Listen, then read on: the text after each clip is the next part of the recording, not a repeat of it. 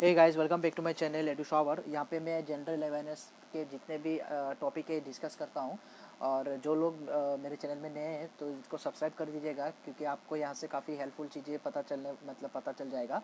और आज मैं लेके आया हूँ इंडियन कॉन्स्टिट्यूशन टॉपिक, जहाँ पे हम कुछ सवालात डिस्कस करेंगे एक्सप्लेनेशन के साथ, जो प्रीवियस एग्जामिनेशन में काफ़ी बार आ चुका है और भविष्य में भी आने का चांसेस बहुत ज़्यादा है। तो फिर बिना देरी के आज का वीडियो शुरू करते हैं। तो question number 1, which article of the Indian Constitution provides for uniform civil code for the citizens? Option number D is the correct answer. I'm sorry, option number B, article 44. article 42 क्या कहता है? Provision for just and human conditions for work and maternity relief. maternity relief जो देना चाहिए वो article 42 में आता है। आर्टिकल 46 कहता है कि जो इकोनॉमिक वीकर सेक्शंस है, जैसे शेड्यूल ट्राइब हो गया, शेड्यूल कास्ट हो गया, उन लोगों को हमें सपोर्ट करना चाहिए और इकोनॉमिक बैकग्राउंड, ताकि हम और उन लोगों को डेवलप करा सकें। आर्टिकल 48 क्या कहता है? एनिमल हस्बेंड्री और आपका एग्रीकल्चर को बढ़ावा देने के लिए आर्टिकल 48 कहता है। Question number 2, which of the constitution of India deals with the right to constitutional remedies? Answer will be article 32।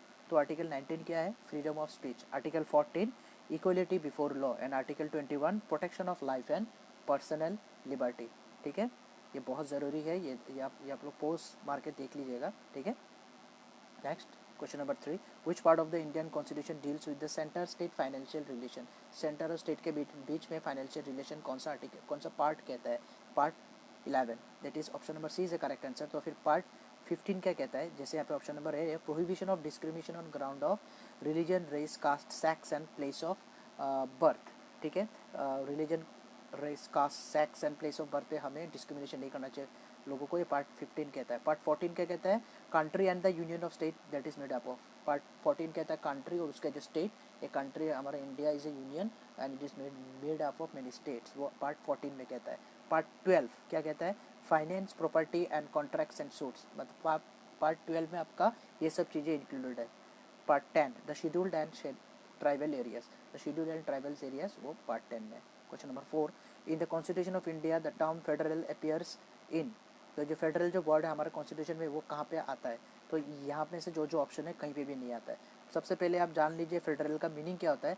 A federal constitution can be defined as one in which powers are shared between the three arms of government, namely the legislative, executive and judiciary। जो एक country का जो power होता है वो आपका federal का meaning ये कहता है कि वो तीन डिपार्टमेंट पे शेयर्ड होता है। ठीक है, एक है लेजिस्लेटिव और एक एग्जीक्यूटिव और एक जुडिशियरी। जुडिशियरी में सुप्रीम कोर्ट हो गया वो सब।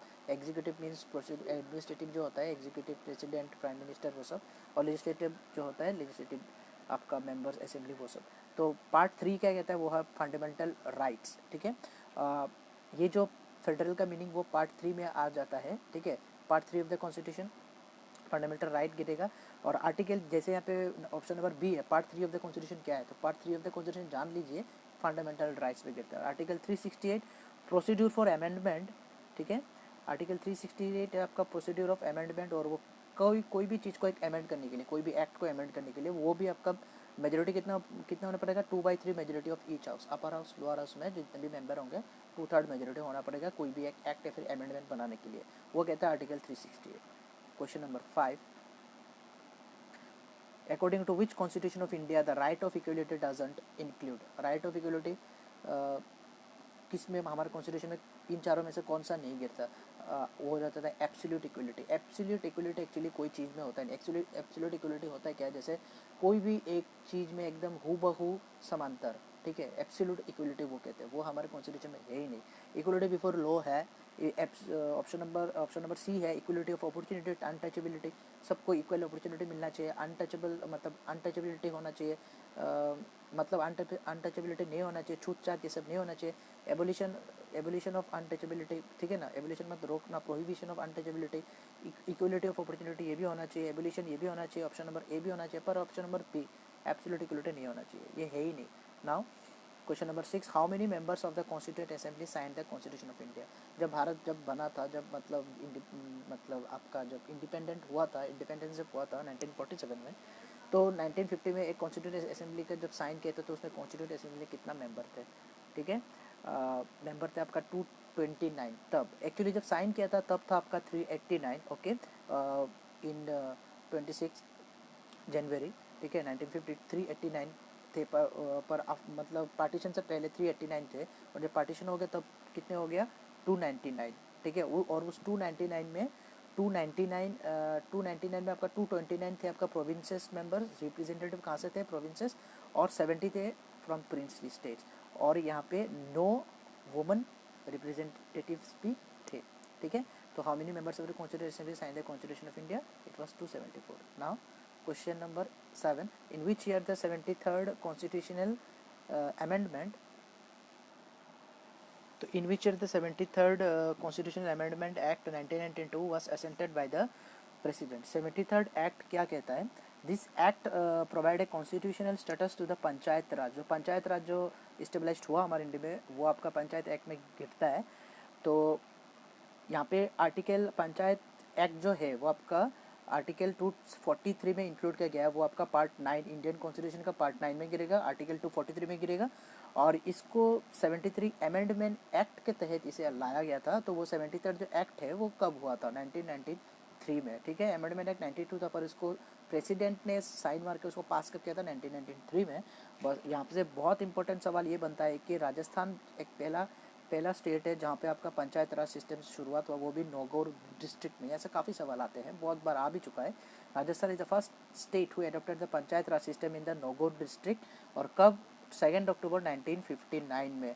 पर 73rd कॉन्स्टिट्यूशनल अमेंडमेंट एक्ट कभी कभी ये भी पूछता है कि ये किससे रिलेटेड है, तो पंचायत राज सिस्टम पे रिलेटेड है। उसे पास कब, वो 1992 में हुआ था, पर उसे प्रेसिडेंट ने अपना एसेंट पास कब किया था, वो 1993 में। ओके, काफ़ी सारा सवाल आते हैं यहाँ से भी। Question number 8, which of the following articles of Indian constitution deals with citizenship in India?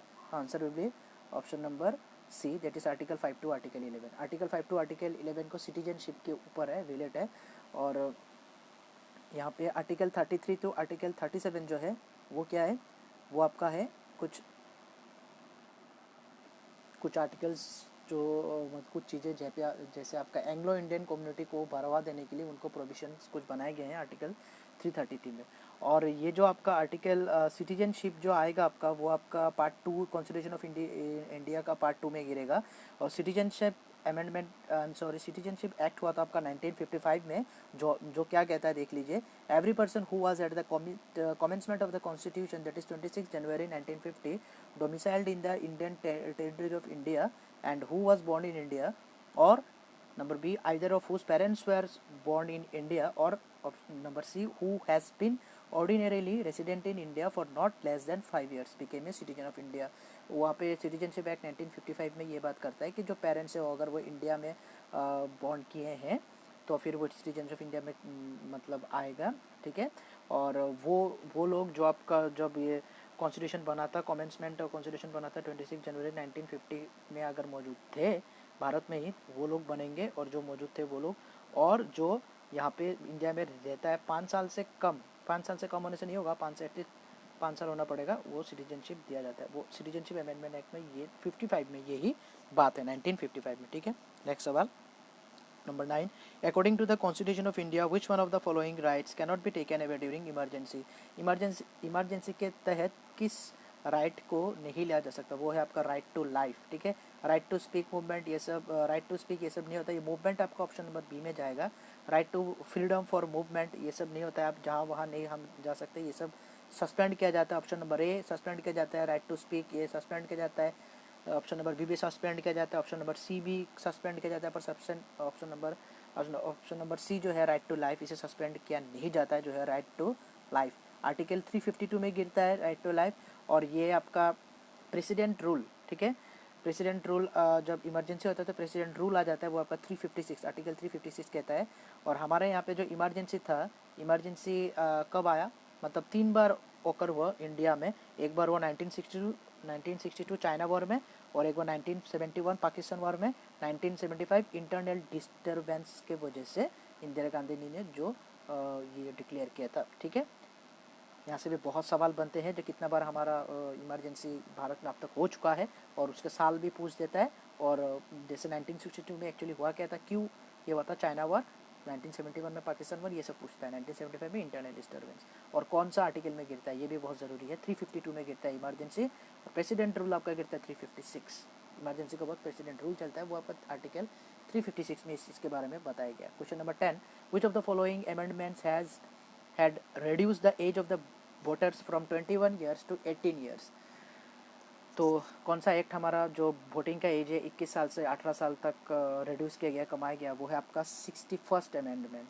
ठीक है, 61st अमेंडमेंट। तो फिर 52 अमेंडमेंट क्या कहता है, जो 1985 में हुआ था, ऑप्शन नंबर है 52 अमेंडमेंट 1985 में हुआ था, वो कहता है anti defection law. Anti defection law means जो हमारा जो मेंबर्स है उसको मतलब अगर वो लोग कुछ गलत करे पार्लियामेंट के अंदर, अगर कुछ ऐसा चीज़ करे जो गलत है या फिर ऐसा कुछ बोले, तो वो सब एंटी डिफेक्शन लॉ में वो लोग को प्रोहिबिट करने के लिए एंटी डिफेक्शन लॉ बनाया गया। ठीक है, और ये कौन सा शेड्यूल में मेंशन किया गया है, एंटी डिफेक्शन लॉ, या फिर आपका 10th शेड्यूल में, और वो 52 अमेंडमेंट में गिरेगा। कौन से साल में, ये भी याद रखना पड़ेगा, 1985। 62 अमेंडमेंट वो हुआ था 1988 में, और ये क्या कहता है कि extension of the period for the reservation of seats for the schedule caste and schedule tribe. Schedule caste और शेड्यूल ट्राइब के लिए जो सीट हमें रखना चाहिए, उनको मतलब रिजर्व रखना चाहिए, वो आपका 62 अमेंडमेंट एक्ट 1988 कहता है। 60th अमेंडमेंट क्या कहता है, टैक्सेस, जो हमको टैक्स देना चाहिए अपने प्रोफेशन पे, अपना ट्रेड पे, कॉलिंग पे, आपका एम्प्लॉयमेंट पे, वो आपका 60th अमेंडमेंट कहता है। Okay, question number 11, concept of welfare state in Indian constitution is included in welfare of state, welfare of country, वो कहाँ पे मेंशन किया गया है, इन चारों में से ये होगा directive principles of state policy. Option number B is the correct answer.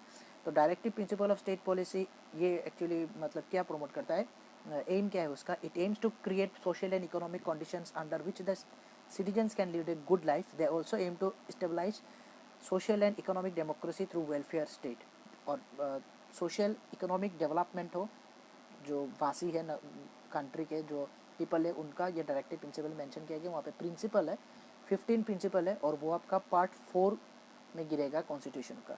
Article 36 से लेके 51 तक डायरेक्टिव वो 15 प्रिंसिपल्स है, वो 15 आर्टिकल में गिरते हैं, जिसे directive principles of state policy कहते हैं। ओके, बहुत सवाल यहाँ पे आते हैं, जैसे directive principle of state policy कौन सा पार्ट में गिरता है, तो पार्ट 4 कौन से आर्टिकल से लेके कौन से आर्टिकल तक है, आर्टिकल 36 से आर्टिकल 51। कितने प्रिंसिपल्स है, 15 principles. Okay, next question number 12, Indian federal structure is inspired by which model of the countries below. Okay, जो इंडियन का जो फेडरल स्ट्रक्चर है वो आपका कौन से कंट्री से बोरो किया गया। देखिए एक्चुअली हमारा कॉन्स्टिट्यूशन में जो जो पार्ट्स है, शेड्यूल से, आर्टिकल से, बहुत सारा चीज़ अलग अलग देशों से लाया गया है। तो यहाँ पे जो फेडरल स्ट्रक्चर है वो आपका लाया गया है कनाडा देश से। कनाडा देश से बस फेडरल स्ट्रक्चर ही नहीं लाया गया, और भी बहुत सारा लाया गया। जैसे देखिए residuary powers vest to the centre, centre में रेसिडरी पावर्स रहता है। Advisory jurisdiction of the supreme court, supreme court ही अपना अंतिम डिसीजन लेता है, वो लॉ उसके हाथ में है, advisory jurisdiction of the supreme court. और ये सब, ये दोनों residuary powers with the centre and advisory jurisdiction of the supreme court, ये कनाडा ने दिया है। यूएसए से क्या क्या लाया गया, देखिए impeachment of the president, president को कैसे मतलब स्थगित किया जा सकता है, निकाला जा सकता है, इम्पीच किया जा सकता है, रिमूव किया जा सकता है। Functions of president and vice president, ये यूएसए से आया है। Removal of the supreme court and the high court जजेस, सुप्रीम कोर्ट है फिर हाई कोर्ट जजेस जो है उनको कैसे रिमूव कर सकते हैं। फंडामेंटल राइट्स, फंडामेंटल राइट क्या होना चाहिए, जुडिशियल रिव्यू जो है, ये सब। Independence of judiciary and the preamble of the constitution, हमारा जो जुडिशरी है वो मतलब अकेला एक मतलब कॉन्स्टिट्यूशन के अंदर नहीं मतलब गिरता है, पर वो अब डिसीजन जो लेगा वही फाइनल होता है। ठीक है, वो अपना गवर्नमेंट वहाँ पे इंटरफेयर नहीं कर सकता। तो ये सब जो है, impeachment of the president, functions of president, vice president, removal of supreme court जजेस एंड हाई कोर्ट जजेस, fundamental right, judicial review, independence of judiciary, the preamble of the constitution, ये सब यूएसए से लाया गया है। तो under which article the gas पहले ये भी देख लेते हैं, हमने यूएसए और कनाडा से क्या क्या लाया गया देख लिया, आयरलैंड से भी लाया गया, वो भी देख लेते हैं।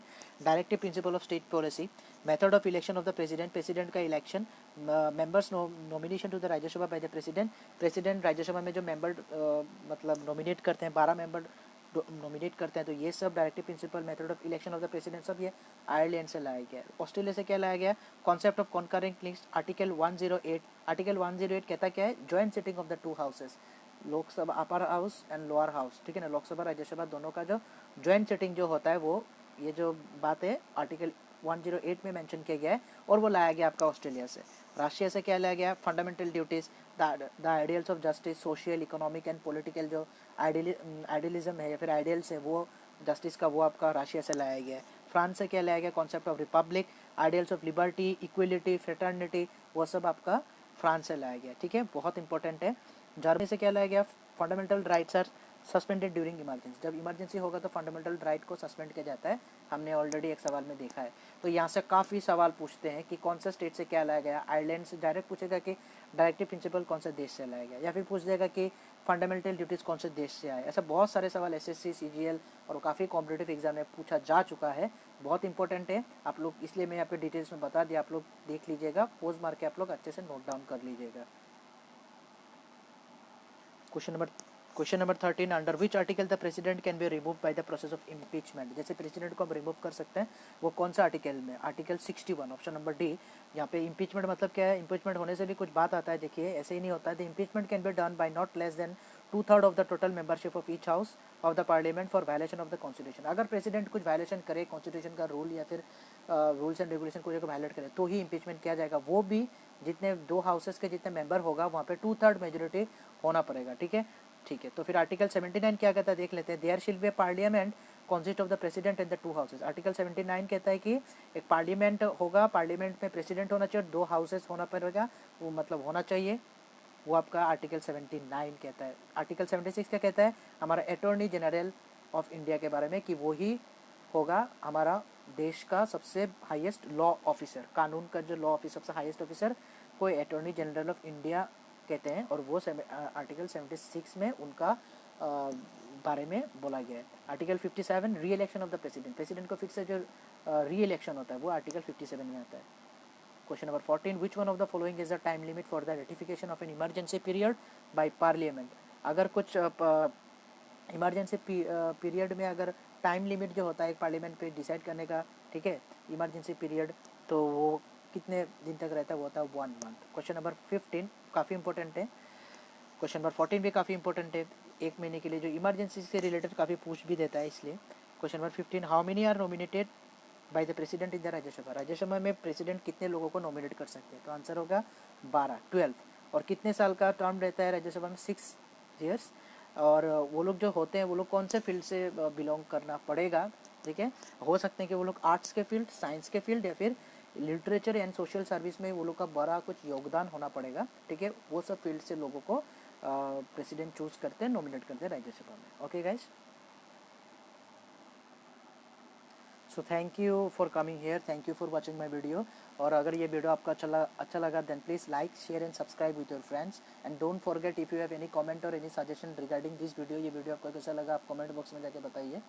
और आज के लिए मैं यहीं पे ख़त्म करता हूँ, पर जो लोग नए हैं मैं बोल देना चाहता हूँ फिर से कि आप लोग सब्सक्राइब जरूर कर लीजिएगा, और बाकी लोगों को भी देखिए, सब्सक्राइब नहीं करेंगे तो हमें कुछ फ़ायदा नहीं होता, तो थोड़ा तो कुछ मिलना चाहिए, ठीक है ना, तो फिर आप लोग सब्सक्राइब जरूर कर लीजिएगा। तो आज के लिए यहीं पे मैं ख़त्म करता हूँ आज का video, thank you, bye bye.